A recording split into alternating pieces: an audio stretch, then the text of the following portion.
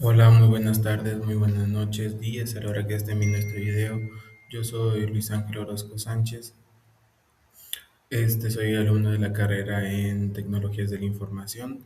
Hoy vamos a presentar un video para las bases de datos no SQL y un poco también de un gestor de base de datos no SQL que es Apache Cassandra. Ok, el límite del modelo, supongamos que en muchas de las diferencias que hay, un problema son millones de usuarios concurrentemente y un gran volumen de masivo de datos que se encuentran diariamente. Esto básicamente el problema es de que las bases de datos normales no son muy buenas para la gran consistencia de datos que se utilizan para la base de datos no relacional. Ok, la solución es hacer un sistema no SQL que se diseñan explicadamente que pueden hacer una gran cantidad de datos para eso. ¿Ok? La rigidez es la escalabilidad horizontal, alta disponibilidad, soporte de alto nivel para la Big Data y distribución de datos sin fricción. Aquí se parte en dos, que el esquema rígido y el esquema flexible, que el esquema rígido se puede decir que son las bases de datos convencionales que se encuentran todos los días y el esquema flexible es la parte de las bases de datos no SQL. Ok. Las taxonomías del ecosistema no SQL son documentos, clave valor, columnas y grafos que se utilizan mucho en la base de datos de documentos, es Mongo. Clave valor es Redis, columnas es Apache Cassandra y grafos es Neo.js4. Las leyes de muchas de las bases de datos no relacionales se consisten en una consistencia, una alta disponibilidad y tolerancia a fallos. Aquí en el modelo de base, una disponibilidad continua y una in- inmediata y una consistencia inmediata, que la consistencia inmediata es que podemos mostrar los datos correctamente y al mismo momento que los podemos usar. Y la disponibilidad continua, que están disponibles todo el día. Ok, ya vamos al gestor de base de datos que ya les voy a explicar más adelante, que es Apache Cassandra. Ok, las bases de datos no relacionales se distribuyen para almacenar datos en grandes volúmenes, una escalabilidad muy buena y diseñadas para sistemas con volúmenes masivos de datos. Ok. El peer-to-peer, que es un cuello sin botella, básicamente es de que aquí podemos introducir datos muy seguido o muy rápidamente y no habrá un cuello de botella. Básicamente, haciéndose un cuello de botella, los datos pasan poco a poco y sin un cuello de botella pueden pasar muy rápidamente. Ok, la anatomía de Cassandra básicamente se divide en cinco partes, que es un clúster, un nodo, un K-space, que lo voy a mencionar cuando hagamos nuestra práctica, la tabla y la partición. Un clúster es un anillo completo, un nodo es un servidor individual, un K-space es un contenedor lógico, la tabla pues donde se registran las familias de columnas y la partición lee la unidad fundamental de replicación. Aquí muy detalladamente, un nodo es un servidor individual. Cuando un nodo falla, puede haber un nodo de respaldo y ese nodo de respaldo hace que el otro nodo siga funcionando. Entonces un servidor infinito se podría decir básicamente. Ok, las fortalezas y limitaciones de Cassandra. Es una de las fortalezas más que se pueden utilizar o se mencionan es la alta disponibilidad y rendimiento que se tiene. Arquitectura sin punto único de fallo, que es lo que mencioné atrás, de que cada nodo puede estar, si un nodo falla, el otro está de respaldo. La escalabilidad horizontal, que es muy buena, y unas limitaciones, no soporta operaciones join, que son como las bases de datos, las bases de datos convencionales o las que usamos diariamente. Las operaciones con consultas complejas, que son muy limitadas, que son básicamente lo que tienes que hacer y ya, y requieren un diseño privilegiado de datos y que tienen que ser estructura y rígido. Entonces, básicamente que tienen que tener estructura y coherencia los datos. Y pues, ¿dónde las podemos encontrar? En esta parte de aquí, diseño para el mundo en tiempo real. Las aplicaciones móviles, redes sociales, anatomía del Big Data y sistemas de IoT en tiempo real. En redes sociales y aplicaciones móviles son como en aplicaciones móviles Facebook, como se muestra aquí, Instagram, Netflix, Twitter, X, y muchas partes así. Y en redes sociales también que sean aplicaciones móviles, sería Uber, aplicaciones de streaming básicamente, que guardan datos medianamente rápido, como el Netflix que guarda datos, son películas, son grandes cantidades de datos que se almacenan.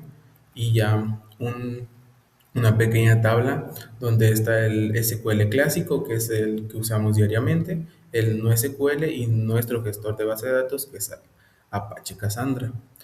En un SQL clásico es un modelo relacional un poco obsoleto, en un general, que es un NoSQL general, no relacional, que es muy bueno porque ya puede introducir grandes cantidades de datos. Y en Apache Cassandra sería en columnas, que sería mucho mejor. En escalidad sería vertical, en NoSQL en general sería horizontal y en Apache Cassandra sería horizontal extrema, que nos permite meter, bueno, introducir más datos. Una consistencia alta en esta parte de aquí, que es la variable, y en configurable por consistencia, que es en Apache Cassandra, es mucho mejor. El rendimiento en un SQL clásico es medio, en un no SQL es muy alto, porque ya empezamos a introducir datos. Y en Apache Cassandra, como lo hemos explicado, que es muy alto, es una horizontalidad extrema, que podemos introducir datos, que es mucho mejor a lo que, pues, básicamente las SQL clásicas, las que usamos día con día, son así. Entonces, por esta explicación queda hasta aquí. Les voy a explicar ya la parte práctica de cómo hacer este, cómo crear la base de datos y empezar a hacer todo lo demás, hacer una consulta, exportar, importar, guardar datos y bueno, en la siguiente parte se los muestro. Bueno, vamos a empezar a hacer nuestra segunda parte del video, que esta parte del video es como la parte práctica, que utilizaremos Docker para hacer las extensiones de nuestra base de datos, porque utilizaremos una extensión en Docker para de Docker a Linux para poder correr nuestro Apache Cassandra aquí en Docker, para que sea como más ágil y manejar todo mejor. Ok, vamos a empezar aquí con, ya entramos a docker.micassandra, que es para iniciar a correr nuestro servidor. De aquí empezaríamos, ok, empezaríamos con esta parte. De aquí crearemos un Kspace para meter ahí nuestro Cassandra o un contenedor. Después copiamos, bueno, lo estoy haciendo de un bloc de notas para agilizar todo el proceso. Control V, Enter. Y para empezar a agilizar todo el proceso, para que no estar explicando qué es, los voy a explicar, pero parte por parte, ¿ok? Después vamos a usar esta parte de aquí, que sería Use apoyos comunitarios,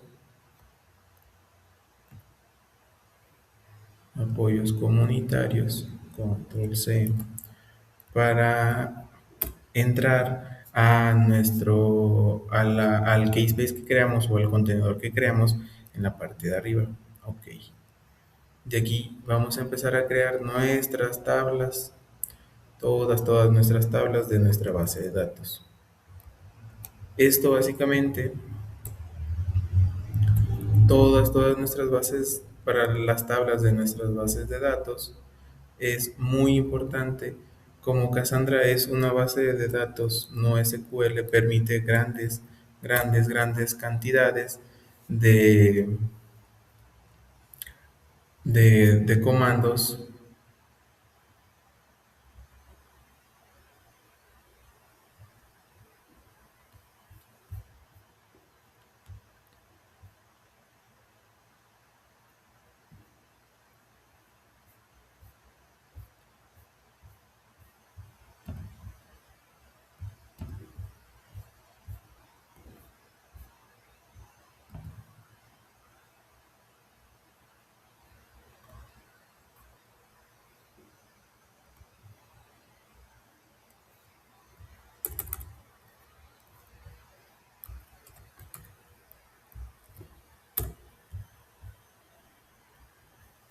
Ya que digamos, esta parte de arriba, ya que hayamos creado todas nuestras tablas, vamos a hacer la inserción de datos, que sería lo mismo como en una base de datos SQL o en una parte normal, que sería esta parte de aquí.